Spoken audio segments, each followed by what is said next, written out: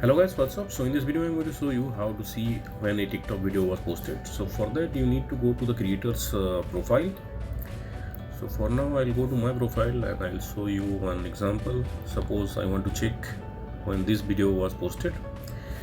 So now as you can see on the bottom of the video, my user ID is there, and next to my user ID the posted date is there. So that's it guys. Here you can check and you can find when the video was posted. I'll show you another example. As you can see, the date is next to the username. You can go to the discover page. You can check any video you want. Go to the creator profile.